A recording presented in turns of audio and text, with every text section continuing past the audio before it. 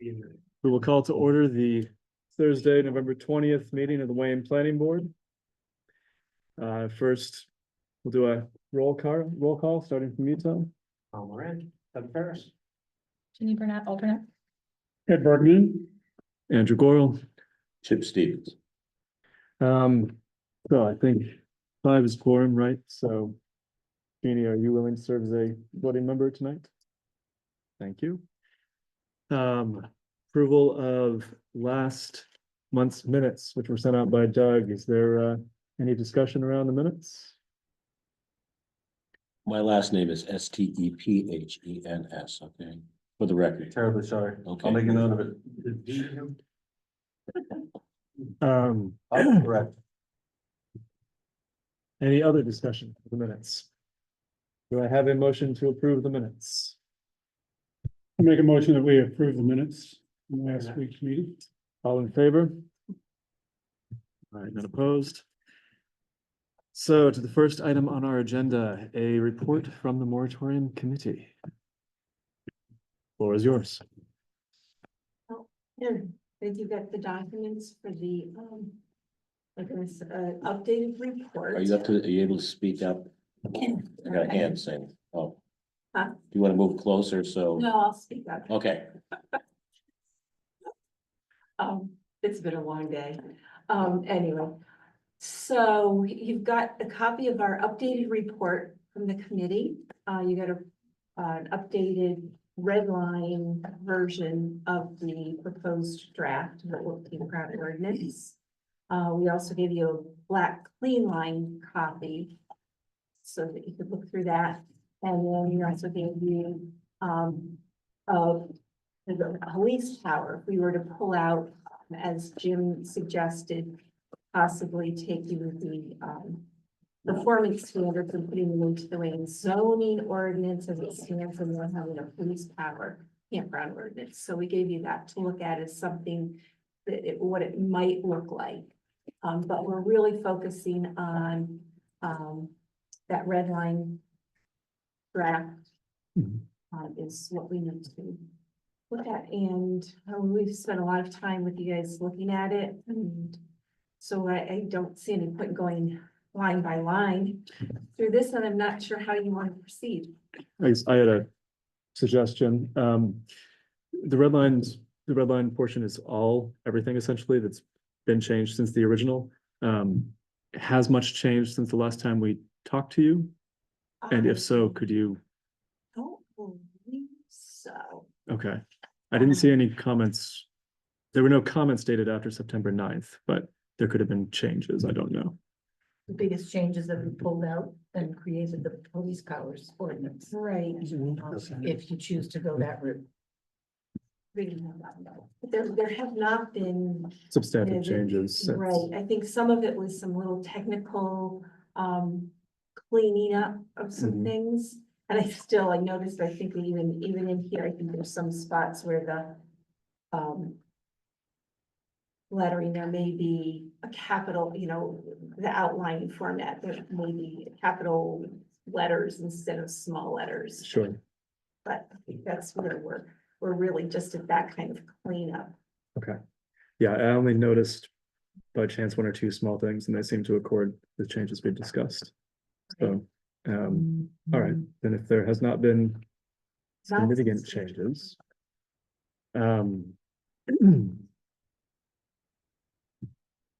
Then I guess my question would be what would be helpful now for you from us?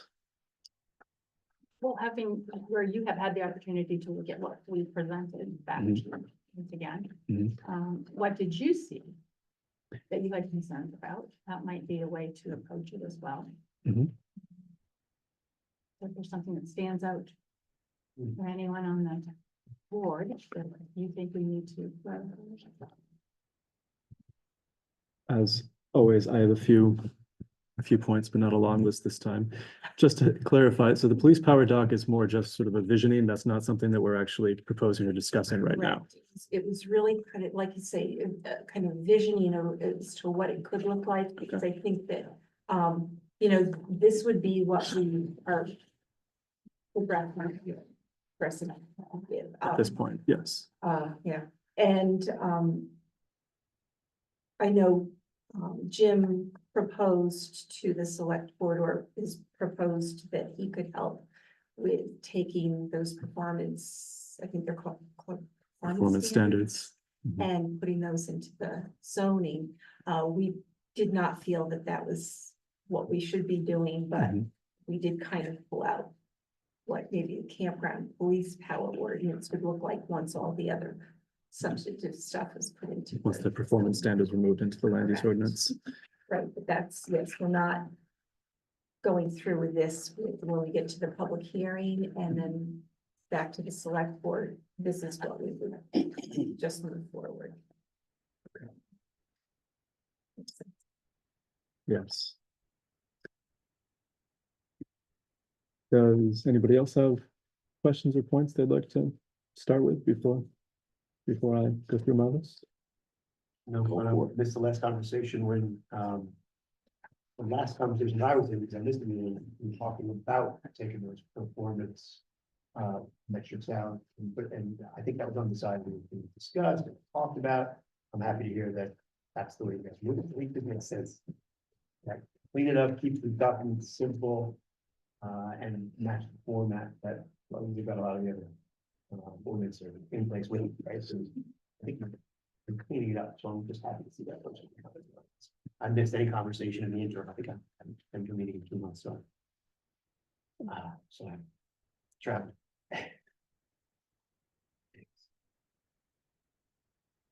Anyone else? Nope, you asked. Okay, then putting aside the police power, Doc, there's just a couple points that that I noticed sort of in screening through that I think I've maybe mentioned before, but they're, I guess, ones that either I have looked further into or feel like it might be worth reiterating at least my feeling about them. The first one, the 10% lot coverage allowance that is specified. Tell us where we are, yeah. It is C5.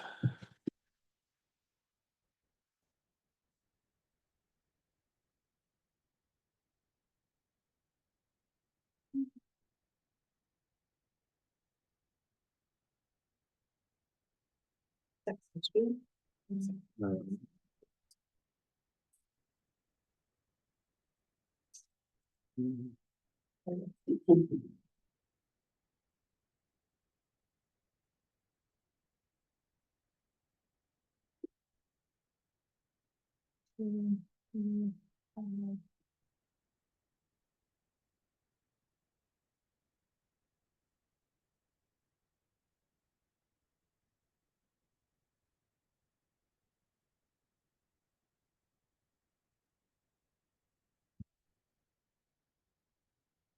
It's page, number, it's page 10, I believe.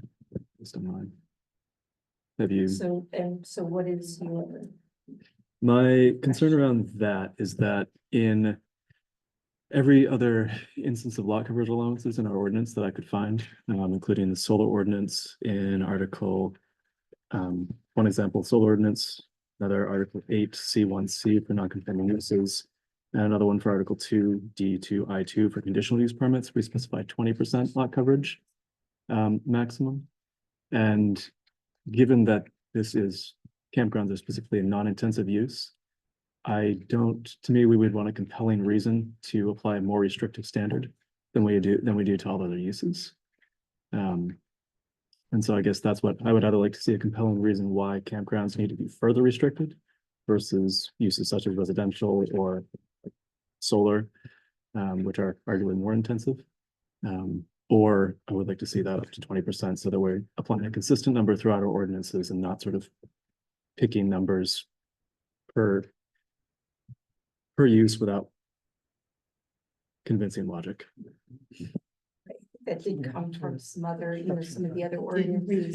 It said it was similar to Reed Field, and I don't know what exactly the real Reed Field number was. but- That's where that got picked up.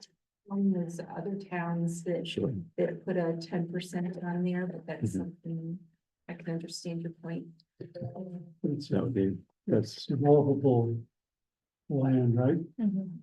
So it's not all the land, it's not 10% of all the land, just 10% of developable land. Mhm. And how do we determine developable?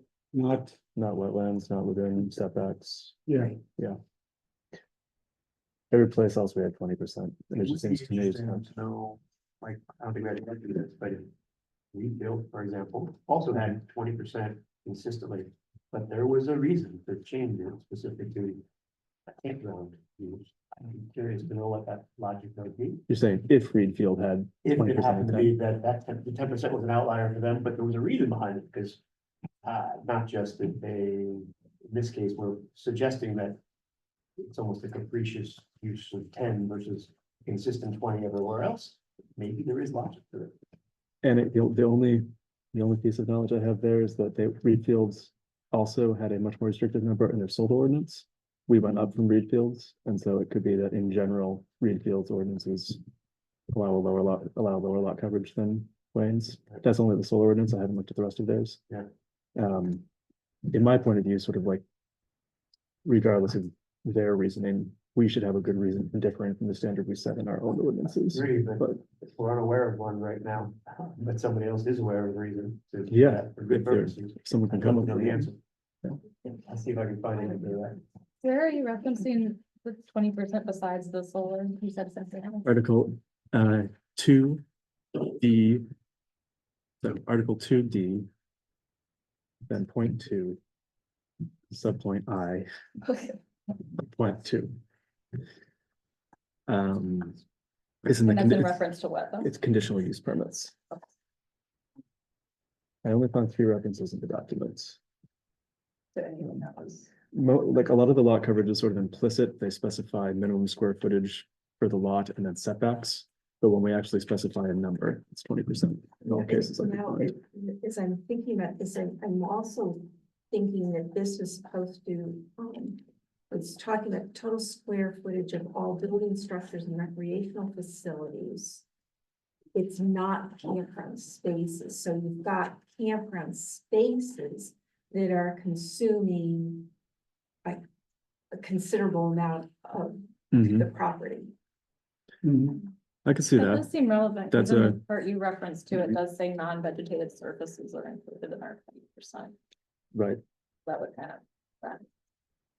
because campground spaces will be not non gravel. They probably won't be.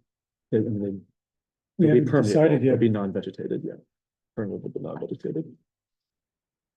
So I wonder if that, if that helps to clarify that, or if that needs more clarification in the. No, that's a good point. If that it's number. only. Yeah, it's a good point that most of the development of the campground will not be building structures and recreational facilities. Or areas. Well, I think Yeah. that's kind of where we're going, is Yeah. we want the bulk of the development in a campground to be the campsites Okay. and not to be large recreational buildings with Mhm. lots of amenities in them, and Mhm. They're golf that's courses, not the point of a camp. Water parks So and. I think that's where we're going, is we'd like to keep the structured development to 10%, Yeah. seems pretty reasonable. You want to focus on using one. Yeah, that makes sense. I can see that argument. Do you know what the Reed Field number was? It said similar to. 10%. I don't know if that, We have it, if it meant exact or if it was. it's 10%. Total square footage of all buildings and structures does not exceed 10% of the land area deemed suitable for development. It's on page 105 of the land use ordinance. for Okay. review. Then I'm satisfied with that one. I can withdraw that point. The second one was B3. Where it specifies screening and distances between campgrounds or between campsites.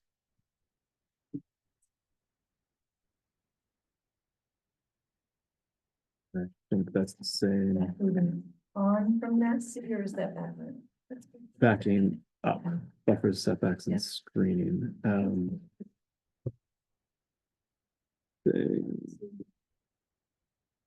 You said which one was it? Do you want to say Theory? B two. B2. Yeah.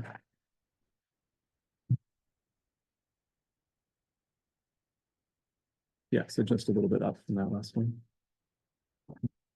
And the comment for it says provides for increased distances between campground space, facility and abutting owners to decrease noise and disruption of private property. No. Sorry, I'm not in the right one. Talking about the screening Between campsites. Campsites. Sorry, I wrote down B2 and.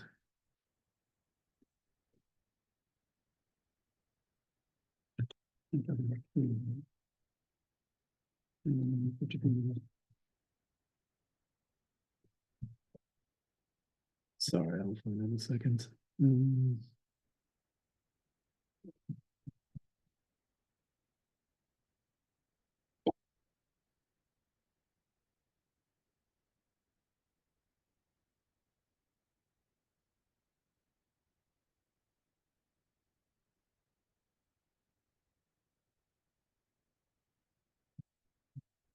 Oh, no, it was 3. I'm sorry. It's 3. Yes. So B3, my apologies. And that comment is it proves existing ordinance by requiring spacing and screening between campground spaces to create more privacy for campers and dampen noise. And in that one, that was one of the ones that didn't cite other ordinances, and thinking about it more, for me at least, I wanted to reiterate that for me feels like it's moving beyond a line of protecting patron safety or health or abutters' health, and actually specifying what their experience should be. And I think last time I cited the example of the RV park in Leeds, their riverfront, their River Bend. And it feels to me like overreaching to say, when I asked last time, I think the explanation was, well, this is the experience that we want people to have in Wayne. And to me, that feels reaching beyond sort of purview of the ordinance when we're not protecting health, safety, and we're actually trying to say this is how the experience should be, health, safety, or environment. That to me is not appropriate grounds for the ordinance, and it's not something that I like to see in there. If it's a way to try to reduce density, I think it's better to directly do that, but Are you talking As about much the as- 50 feet or the 10-foot strip of existing trees?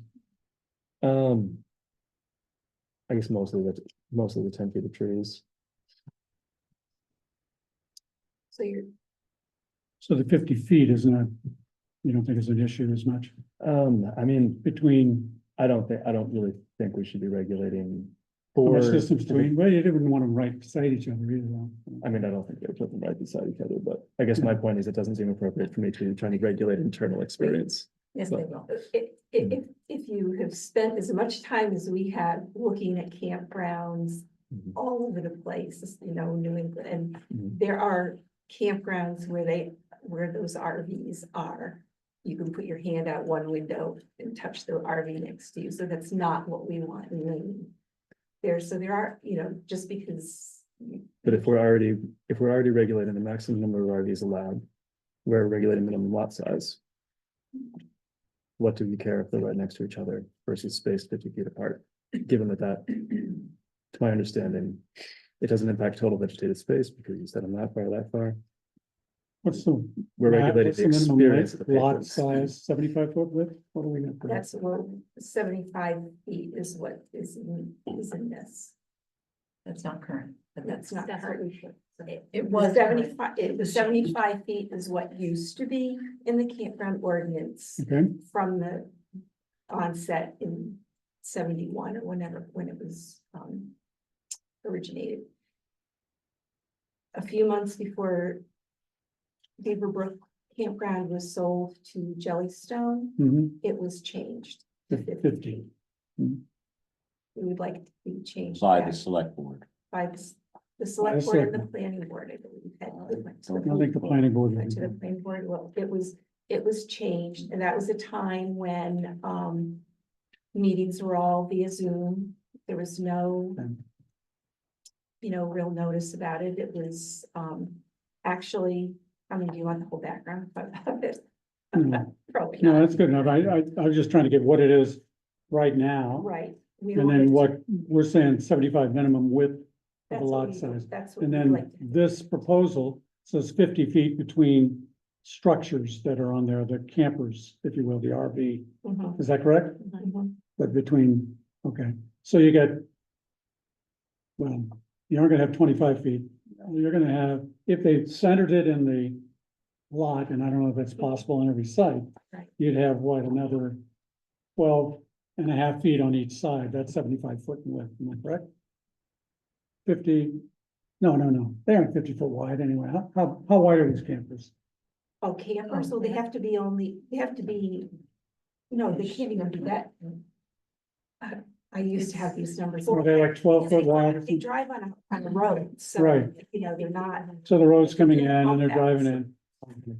Exactly. They have Yeah, they'll have an bumps and expansion. sides and whatever, so. So there's gonna be a natural distance between them typically, isn't there? I'm just asking that. I really don't And know. that's. I'm not a I camp think on a tent person. That is where we're coming from, is that you said, well, that would be possible on every site. So we would like it to be possible on every site, and if it's not possible, then you have to adjust where you're placing your sites to keep the campers 50 feet apart. Because there are some campsites where It wouldn't be. it might not be possible, then you need to look at adjusting. the And you're sites to do saying that overregulation telling them where they gotta park it, or you feel? I'm saying that if we're regulating purely around patron experience, then that to me is a matter between the patron and the campground. It's not affecting the environment or about it. Questions from Doug and from. Can I throw a log in this fire? Go for it. And I don't mean to be that guy, but I'm gonna be, so. Are we eventually gonna get into, are we gonna be mired with? So let's say this ordinance gets passed and it's now gospel for the town of Wayne. Are we gonna run into pre-existing non-conforming Yes. at every corner? They don't And- have, if they're pre-existing, not conforming, then they don't have to, they only have to follow this for expansion. Okay, thank you. Yes, Going yes. Okay, great point. Thank you. Exactly, Yes. the pre-exist, the campsites that are already existing will not then Thank you. Be follow, subject to be this. subject to this, Fair exactly. enough. Only the expansion of the Right. of their campground. Right, only if there is a new campground or an expansion, there would Gotcha. have to be, they would follow, Thank you. yes, Good clarification. Thank you. So, right? I'm gonna ask a question, not as a member, obviously, even a CEO, but as somebody that. I don't like campgrounds or RV parks. I mean, it's just not the way I go, but I have family members that do enjoy them a lot. And they enjoy them with their friends and neighbors and they all get together. How do you answer these groups that go to these campgrounds, and there's a lot of them, which camp together and they pull their, RVs in a posse, around everything and they, have a communal kind of thing. Mhm. Wouldn't this kind of put a kibosh on that? 50 feet is 50 not feet? that far. To walk from one RV to another? I mean, they have to be, so. They have to be. The campground space would have to be 75 feet, so you'd have a camper and then another one, so. You can still rent 6 sites, side by side and still have, or however the campground's set up across the road. I guess I heard vegetation between individual I think 10 campgrounds. 10 feet to yeah, And that again, just observation. The way a lot of campgrounds, not just the ones in these towns, but everywhere else, are kind of a communal thing. Where they're, interacting, they're in a circle, their kids play between things. yeah, it's not far, but if you have, you know, a blockade between these things. Some people like passing their sugar. I hate it, but you know, that's the camping experience that these camps that I think we're talking about. Exist now, and I think there could be a problem. So the other issue with the 10 feet of a buffer, of a vegetative buffer, Mhm. 10 feet is not very big. That's an 8-foot table. So 2 more feet than your 8-foot table. And you have a look under questioning. Again, my look is, and I don't know. If it's clear, 10-foot buffer is pretty big when you're, you know, doing a communal kind of camping thing, which they really do. They rent 4 or 5 spaces and then use them together. So Now, the if you 10 start putting buffers between these spaces, The 10-foot buffer yeah, is also addressing the need to keep roots in the ground to prevent erosion, to protect the land. mhm. And if you just strip a huge area and go boom, boom, boom, boom, boom, boom, boom, that's not an environmentally conscientious treatment of the land. Especially in a town that has so much watershed. The watershed district in this town's. Question asked, question answered. Hi, folks. It's Ted Tucci. Sorry, I tried to raise my hand. I'm not sure if I did or not, but I just want to, and I apologize, I'm joining late. I had a conflict. But I just want to correct, I think, one misimpression. It's never been the intent of our committee to legislate experience or impose, our values on how people camp or what they do. Everything we did with the idea of approaching what is a reasonable way to regulate the use in a way that balances the need to protect the environment, but also to have a safe and reasonable experience for people who use campgrounds. So it's a misimpression, I think, to say that this buffer space is going to be a barrier or a blockade. We're not talking about creating walls. And there is a legitimate land use and environmental purpose to have buffers between campsites, as Lynette just explained. And it also serves a sound deadening purpose. So we're not dictating that cabins have to be painted green or imposing our aesthetic on anybody. It was done for a legitimate purpose, and reasonable people can disagree, but people can vote on that.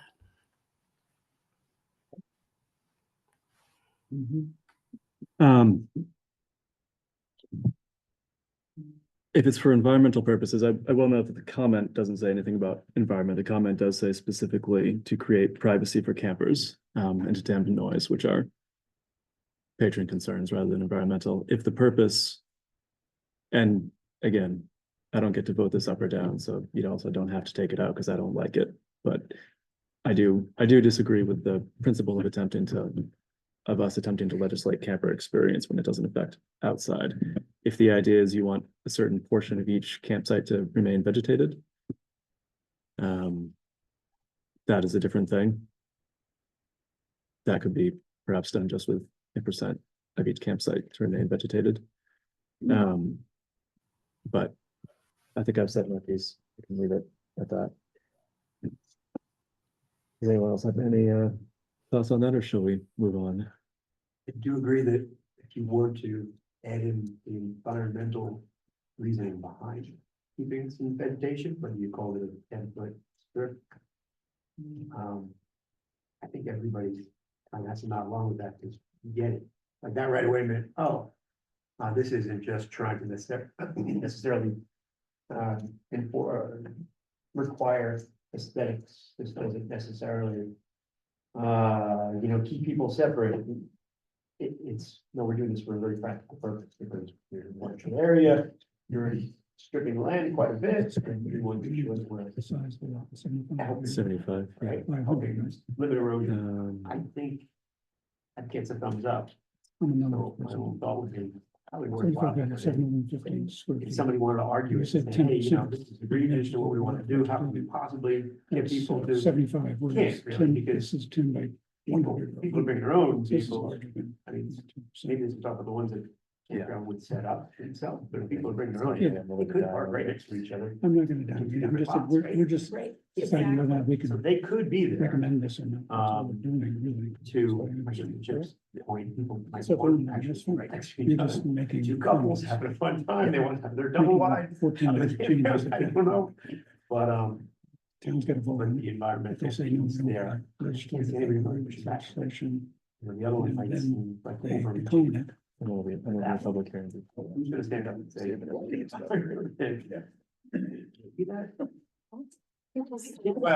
not publicly.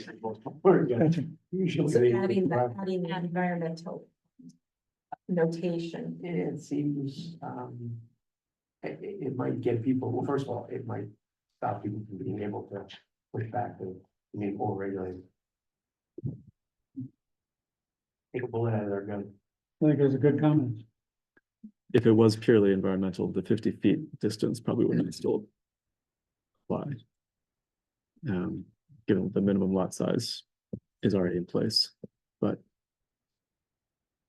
I would think that the environmental argument would only really apply to the 10 foot vegetative buffer. Right. The distance between would still be regulation of patrons, which again, free to leave in if you like. But not something that I personally am in favor of. Last point, C2, and let me see if I can find the correct ones. The C2 minimum 500 feet of shoreland. Yep. Is that this? 500. Yes. That's in the existing, that's in It's the, current, yes. that's not anything that we We didn't changed, change. that's in the existing. It is not, okay. Well. And I have questions about it, but I will not ask them. Slightly 1968 model. All right. Is that an RV or just? What kind of camping space did they need? Hail, I think we, yeah, that. Yeah, no, it's in black. I should have, Yeah, That's right. I should have caught that. We weren't about to, take that out or lessen it. Yeah, no, I was basically wondering yeah, I will not even go into it. But, all right, that is what I have. Then, That's all. that is all I have this time. But you didn't make many changes and you caught me in a busy week. I was in Pittsburgh until this weekend, and then my kid had pneumonia, so. Listen to your changes, you know, I appreciate it. We've gone through, yes. I've noticed many changes and I appreciate them.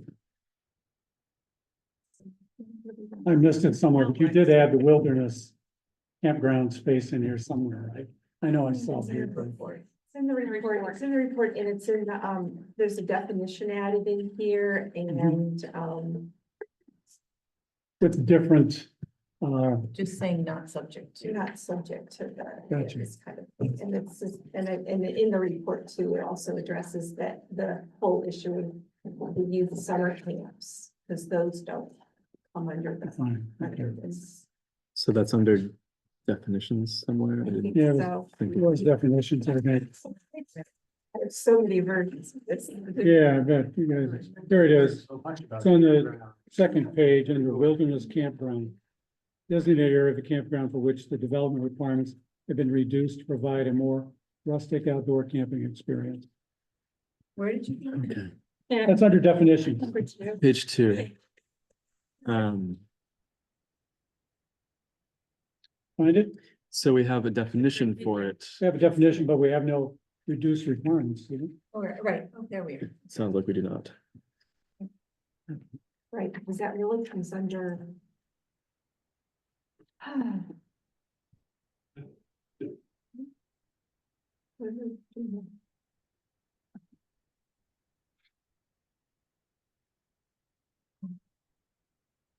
mean, I like the idea of having that in there because I've experienced wilderness campgrounds as opposed to Very just. standard. Well, you did have it. You added it later.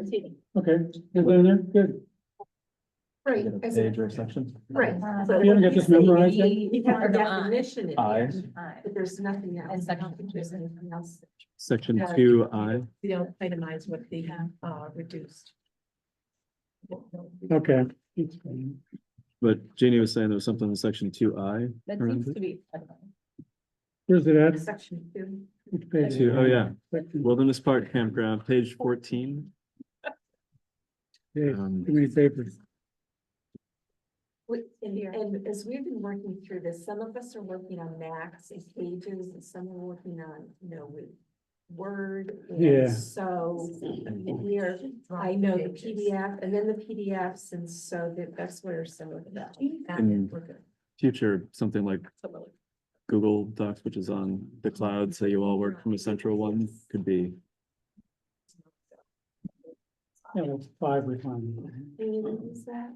I think it's section I, or section 2, letter I.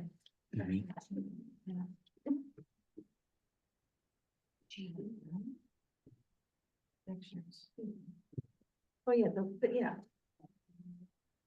Oh, yeah. here it is. And we're gonna find it. I'll just Meetings. I'll just interject on that point that again, here, the model we followed very closely was Reed Field. So we looked carefully at what Reed Field did and we followed kind of their very light regulation model for wilderness campgrounds. Because they're very different than, what we sort of characterize or classify as the more contemporary resort campground. So my question here is, do we need language? Because this could be read to be an exclusive set of requirements for wilderness campgrounds, or it could be read to be additive to the other regulations. Many of which, such as requiring septic and et cetera, would. Mhm. Well, it says Better it here, it's possible. not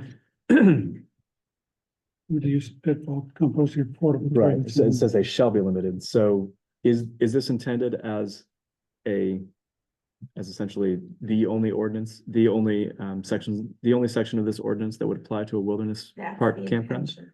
Could we clarify that with the language? So that it's clear that this is not additive, but a separate designation.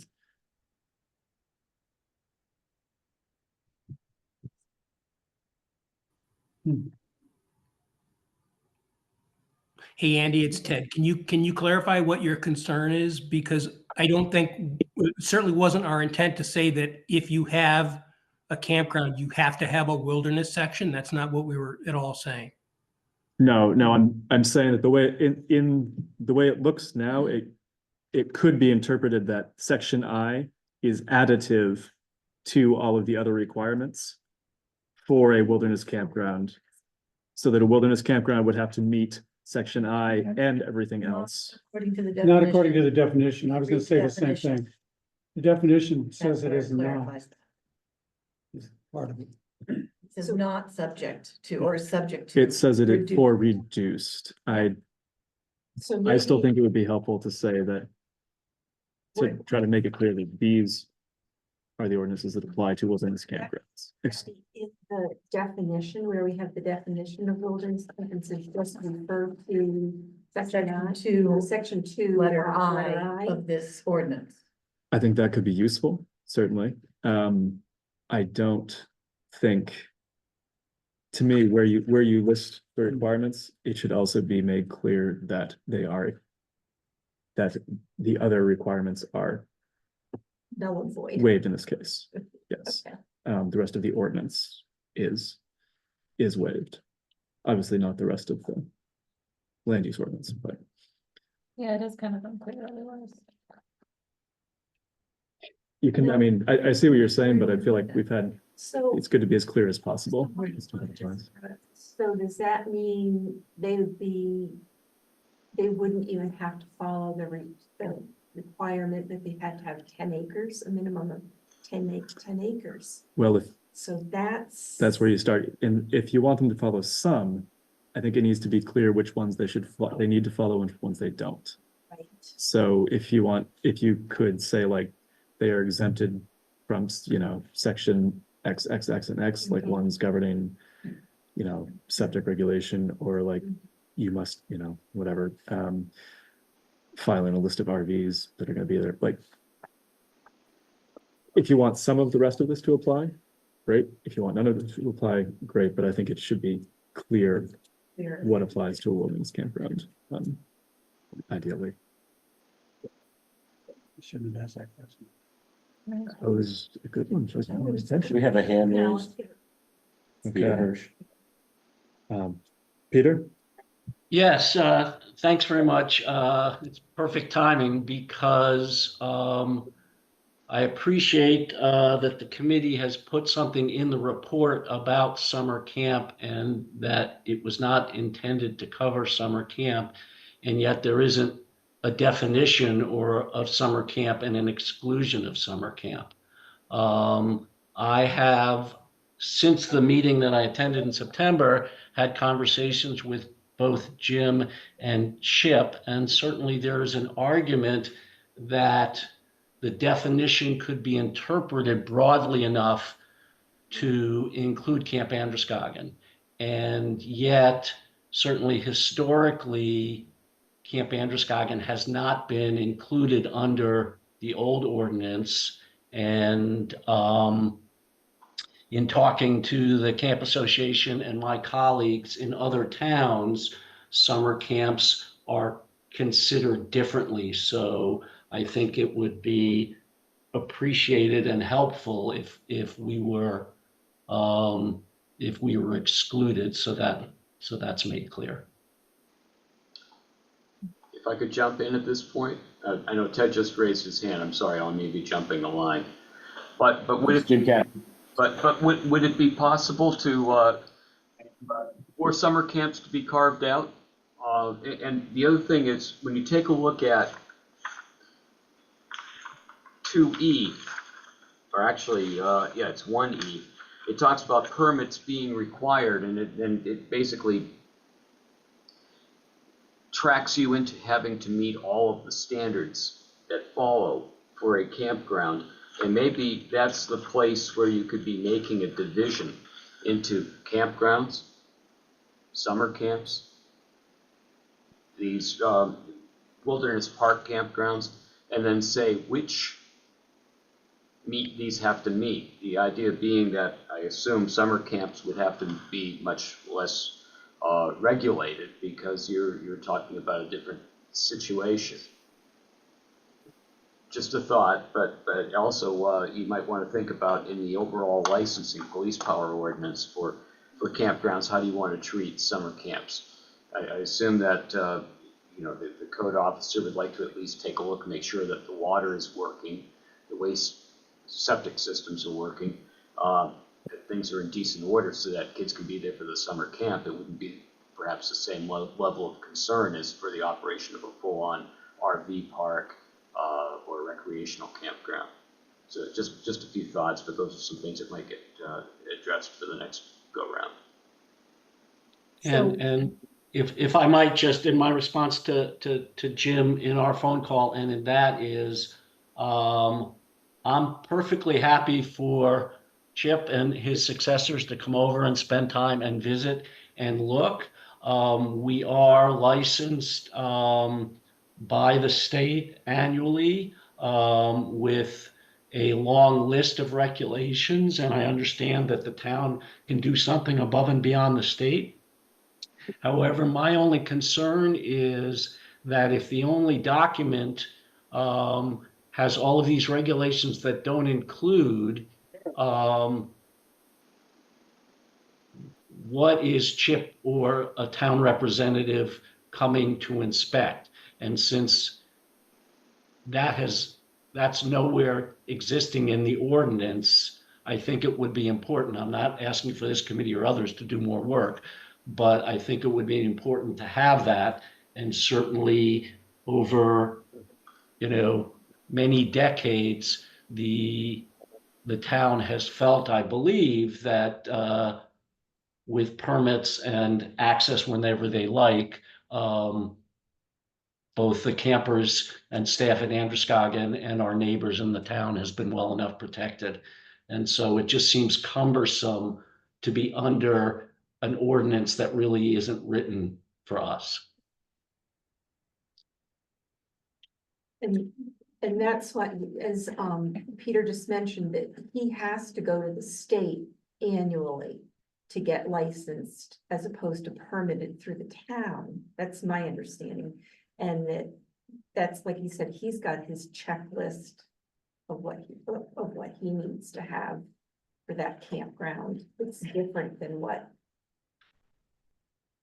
you know, And what we've read. The state this regulates the ordinance- guidelines for I the, mean, Regulations. many, many towns. many go- businesses, And they don't have a definition of youth camps in their ordinances, Casco, Naples, Raymond. And they have Camp Hines, a boys camp, they have summer camps, numerous summer camps, youth camps. Whatever title you prefer to give, but they do fall under the regulations of the state. And that's where they get licensed every year, and they go out and they do an inspection of those properties to make sure everything is up to snuff safety wise. They have site plan reviews in some of those towns that they regulate, like if they wanted to put buildings and so forth, then they fall under the town site review plan. I think that's sort of seems to be a common denominator when looking at just the Vega Lake area and the volume that they have for summer camps and youth camps and nonprofit camps. And that's why I looked at those three to try to And- get an idea. do you know that, and you know that the campground ordinances in those towns do not apply to youth They- camps? They do not. The Hmm. state of Maine is who they report to. And they have no separate, And they do not even define them Hmm. in their definitions anywhere. That's what we found consistently, and not just those towns, but consistently, summer camps, even Monmouth with, what's the camp, the summer There's a- camp, local. Winthrop with Mechawana and, There's a wide- Reedfield, same thing. All their summer youth camps do not fall under the campground ordinances, They're regulated by the state. which is why we didn't Different. get into. In order to not to, we had this issue with something else about not duplicating what the state is doing, that there's no need to do that. Yeah, right, I'll just jump in and echo what my other committee members are saying. We looked at dozens of ordinances, and it's remarkable. I think we did not find a single example of any zoning ordinance where there's performance standards for youth camps. It seems to be regulated purely at the state level. And of course, one of the things we were concerned about is not overstepping our charge either, which, didn't really pertain to regulation of summer youth camps. And so I would be hesitant about us sort of going down that path. It doesn't seem like it is necessary and or part of our charge. And then just to get to Jim's point about questions about where things go, I don't know if you've gotten to this point yet, but again, with regard to these performance standards, where they might fit into the zoning ordinance, if that's ultimately what the planning board thinks is the best way to incorporate these changes, that's something that I think Jim could be very helpful in figuring out and advising the planning board, where these potential changes fit within the existing zoning ordinance. Even in the two towns, Monmouth and Mount Vernon, this is in the report, where we did find mention of youth camps / summer camps. It was only to note that they were distinct from campgrounds, and that the campground ordinances did not apply to them. They had definitions of them, Mhm. but they had no other reference in their land use ordinances or their zoning ordinances. specifically for youth. No other Right, regulations. I mean, presumably the rest of the land use ordinance still applies, they can't go and, Right, but no specific. references. all that withstanding, I personally think it wise to err on the side of specificity, if nothing else, to avoid conversations like this in the future. If we specifically don't want this to apply, if we don't want anything in this ordinance to apply to youth camps, summer camps, whatever, I personally think it best to say it rather than to rely on, We say we gotta define it though too, right? Yeah, there's a, I mean, if they're licensed by the state, that could be a definition in itself. State There- license. And that So is it where can't be their camped. definition exists. There is are in the definitions, state, yes. yeah. I There can are actually tell you what that is. Yeah. We have it. Yeah, To, we've got- to jump in one last time, I think the definition would be easy to just say youth camp, licensed under section 208, by the state. That would be fine. Sure. And to Jim's point, there in the beginning where you start talking about the permit application process could be a good place to say that it does not apply. Right. Potentially also in the definitions, you could have a definition, but Yeah, just it still leaves the state question of the definition. wilderness campgrounds, but that would take care of the summer and Mhm. youth. What if we can make it a little more complicated? Okay. Good try.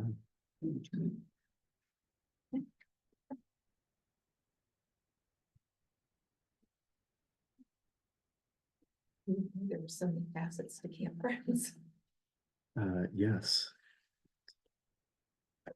I have one small thing that I noticed that I forgot in the mobile home parks. Section 3.A. I wonder if this is a product of editing, but it says section 3.A, page 14. The title is minimum lot size and limitation on units and ownership. Section 3. Again, where? Section 3A, Mhm. specific regulations for mobile home parks. The title was edited to include and limitations on units and ownership. I wonder if this is a product of changes, but I don't see any mention of limitations on ownership in point A.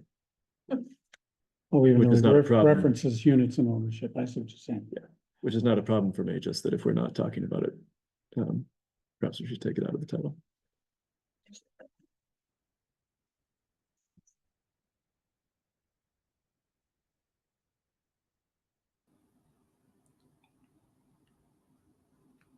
And I think I may have had comments on this in the first round, so it's possible that something got removed, but the title did not change. Did we have limits on ownership? That could Take be, out the- because I think we Take out the put a words. few things into the mobile home park, and then we took them out because so that could be the title.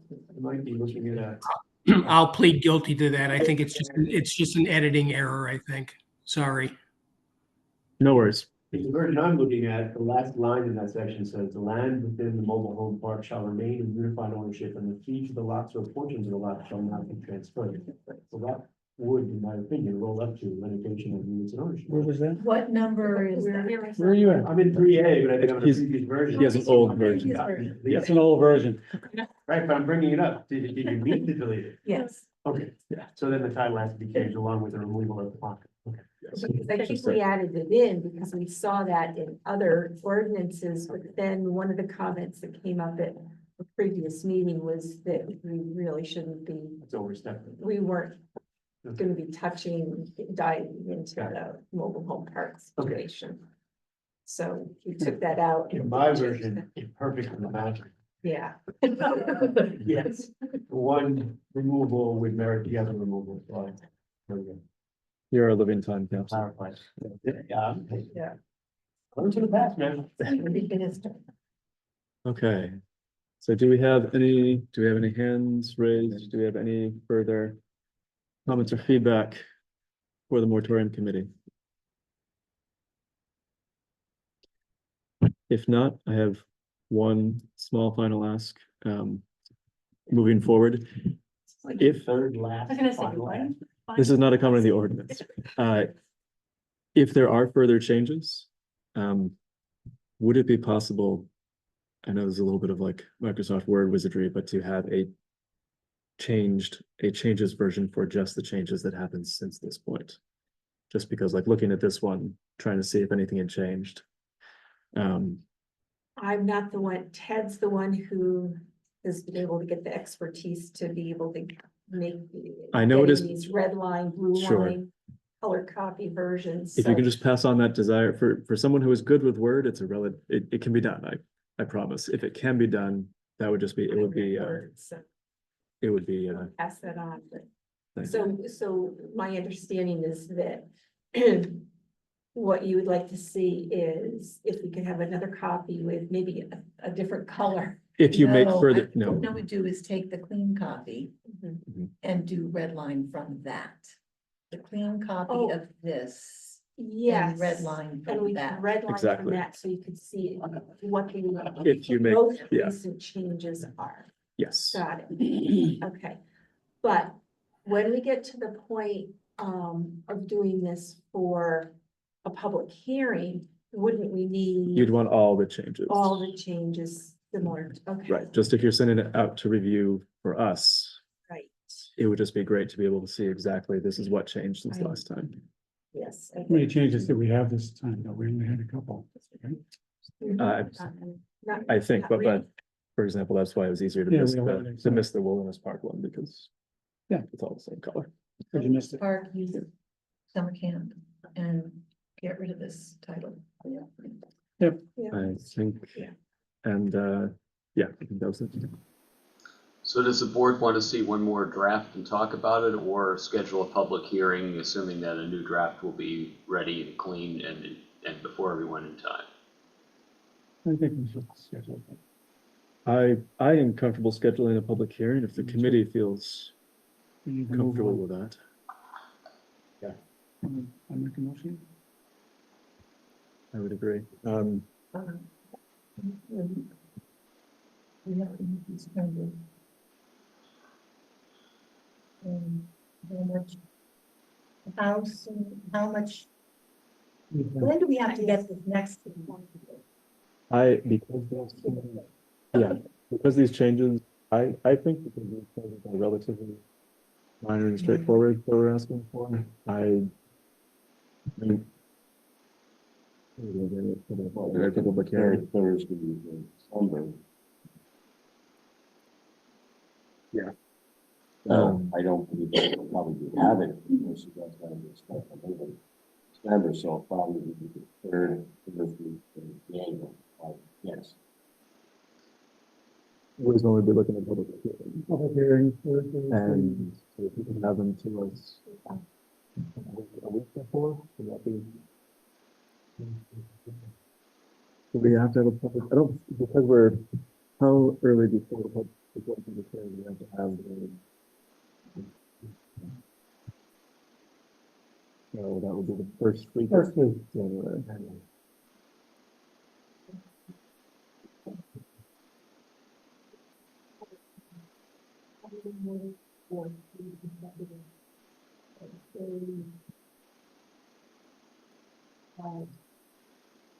Yeah, if it's the week.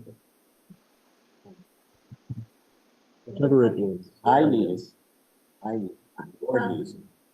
That's different. Right. That's the documents for 2 weeks prior. It's That's what I different. was, But I believe the public hearing has to be noticed 7 days prior to the public hearing. Or 3 consecutive days. So you need 1 public hearing 7 days prior. Or you can do 4 consecutive days.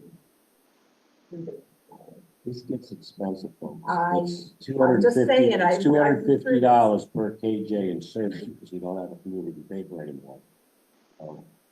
Right. So, yeah, we'll, assuming that it's 7 days. And we just ask for.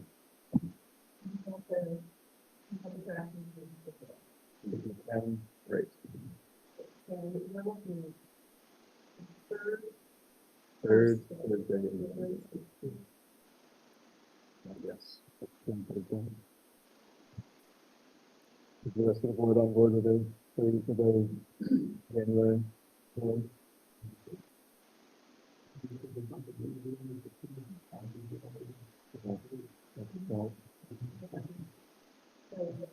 It's not gonna be that.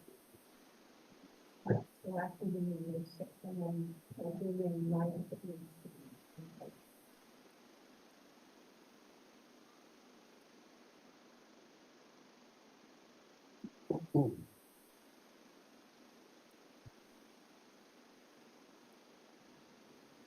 Hey, I'm sorry to interrupt. I'm having trouble hearing the discussion around proposed timing and dates. Can somebody just summarize quickly?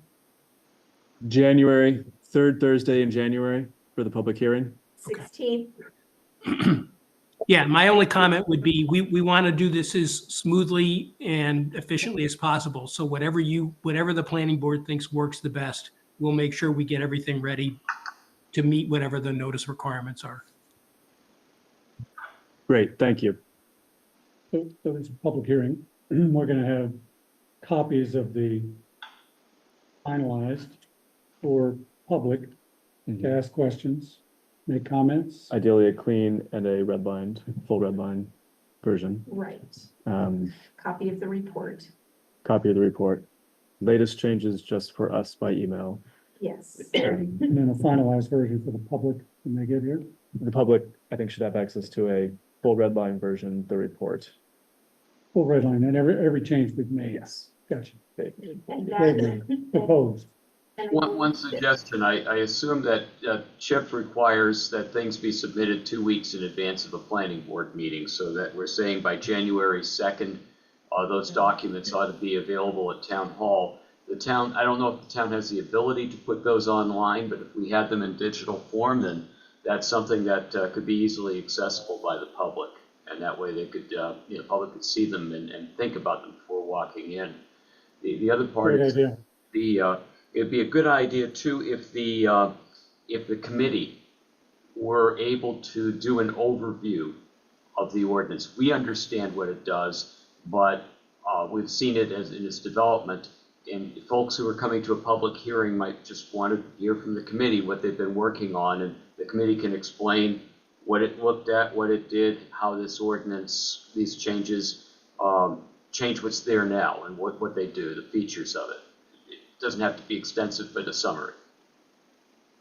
That's a great idea, Jim. I think it would also give the public an overview of the work they put into this, where they went, how they did it.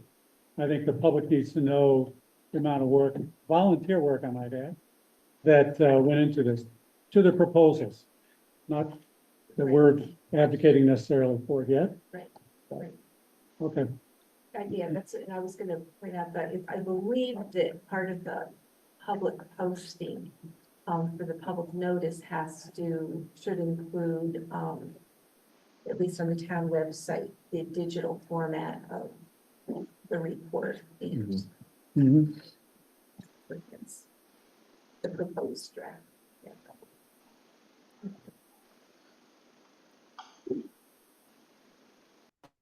Okay. Town hearing. Okay. I think what you have to do is, if you're gonna go to a public meeting, you're gonna close the public meeting and then propose the public hearing. Make a motion to close the public hearing. Discussion. Then, say, in favor, and then propose the public hearing. Do I need a motion to close the, I can close the work session then. I don't need a We motion. gotta officially close it. I don't need a motion to do so. Whatever you want. Okay. It would be a good thing to have a motion to close the public hearing when you hold it, once you've had comment. Meeting. Oh, sorry, we were talking Hearing about or meeting? right now. Or right now. Just the right work, now- se- right closing the now work it's- session. Yeah, right now it's really like almost a workshop where that you've invited the public to attend and to participate in. So you don't have to be horribly formal here. You can just say, well, we're done this matter. We'll go on to the next, which will be reviewing your general code and ordinance. And then, but when you do have the public hearing in January, following the acceptance of all the public comment, I think would be a good idea to formally close the record. And then it'll be time to deliberate and take a vote on whether to recommend this to the select board. So just big picture. There we go. Thanks. Great, thank you, Jim. Yes, We'll need to make sure that we have microphones set up for that public hearing. I think usual procedure is to hope that we can get Stan to Public meeting. set us up Or for we the have public a hearing. Stan doesn't work for the town anymore, I don't see. Then we have a public. Yes, I very much hope we'll have microphones. All right, so just to summarize what we're looking for. 2 weeks before the meeting. To CHIP a electronic copy of the report. And the red line version and a clean version for posting on the town website. To the planning board, a red line version of just the latest changes. Which presumably you would have at that point. And as Jim mentioned, is the committee okay coming prepared to do a presentation for the public? Okay, great. Are we clear about what everyone needs? Then do we have any more discussion, or is everyone good with closing our work session? Okay. Do we have a motion to hold a public hearing to gather feedback from the public on the moratorium committee's proposed ordinance changes on January 16th? Pose a motion to have a public hearing to have folks review the changes, however you think. Public hearing on the 16th. Second. All in favor? Aye. Okay. Oh, we do have further business, shoot. We're just gonna look at this. Right, all right. Thank you very much. Our next order of business is Thank you talking very about much. general code with Chip. All right, you guys know the exercise that's going on now. We've passed the halfway point where they provided us with a kind of like a review sketch of what they've done. And along with that, in this piece, they've asked about 50 or 60 questions. We have a group of about 5 or 6 that have volunteered to do that. We have not had a meeting. I forwarded them the materials to review and look at. And anybody that wants to, be there, you're welcome to. But basically what I've asked at this point is that they go through them, they look at each question and not edit anything while we're doing it. So we don't have a by committee type thing that we're overdoing everybody. But hopefully we have 100 days to do this for our contract. And once they get these questions returned to them, then they'll further go in, make the changes that, have been suggested, one way or the other. And hopefully we're looking at a product before the meeting in June, town meeting. So we're at a critical point, I think.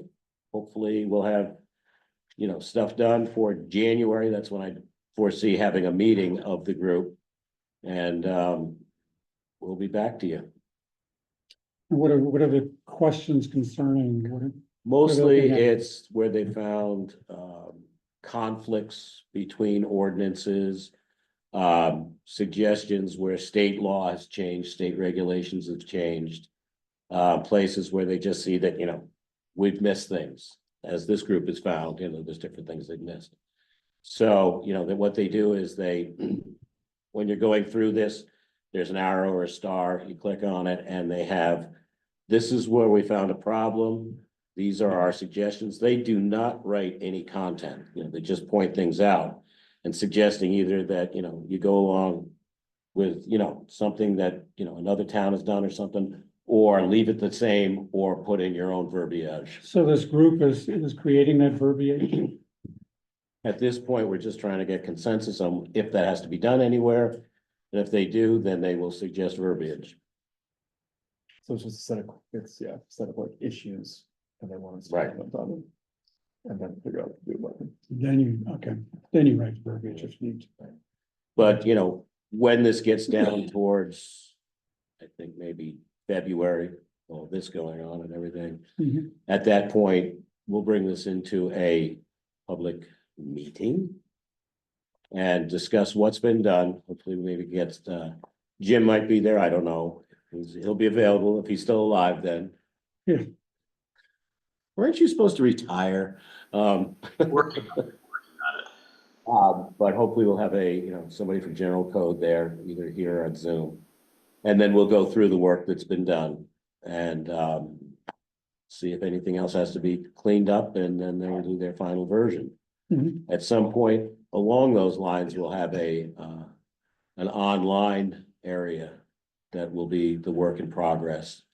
But we have to get to that point to allow for that.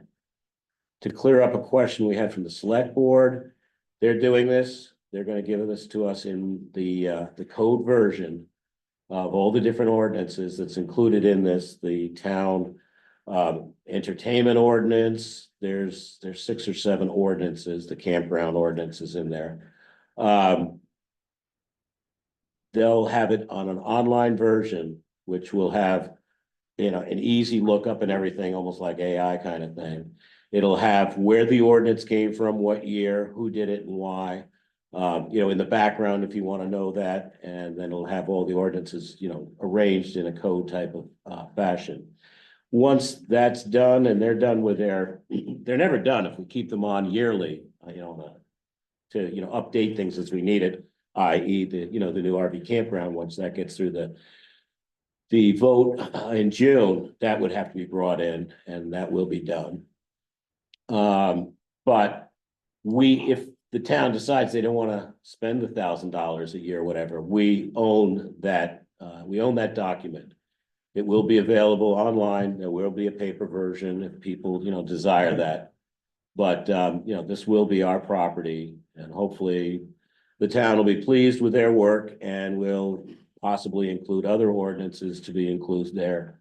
But also take on the $1,000, $1,200 a year contract to allow upgrading, working with it, and anything new that comes in, i.e.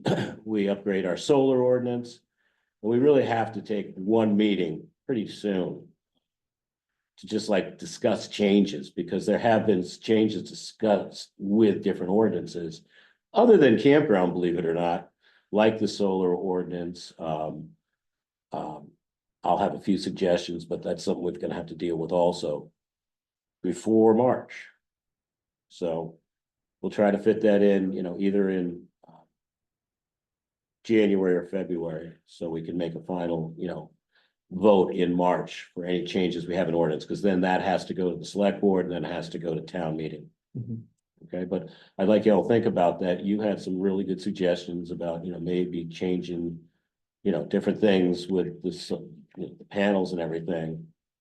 But, think about that. So that's gonna be our schedule come the first of the year. So what's the timing look like for this campground ordinance in terms of, Well, nothing's gonna change the campground ordinance until it's voted on at town meeting. and that will be, Then they'd have the and that tax. will be June? Is Well, that that's the when the date? town meeting is. Okay. Once that's done, then, we'll, hopefully the town will extend their, the contract for upgrading and everything. And then they will fit that in, whether it's in the regular, land use ordinance or it's a separate ordinance still. We don't know, but that, once the town says yes or no on your changes, then, then our job's to get it incorporated in the ordinances. Can I just a clarification with where we stand with the campground ordinance and I'm gonna say the moratorium is that the select board is holding a public hearing on Tuesday, December 3rd. And that public hearing won't be about the guts of the ordinance. It will just be for the select board to vote on, to listen to the public and then vote on Extension. what extension of the moratorium, Gotcha. which would then take it to, I think, July 3rd, so July 2nd or July 3rd, whenever the 180 days expires. It will be up to the select board.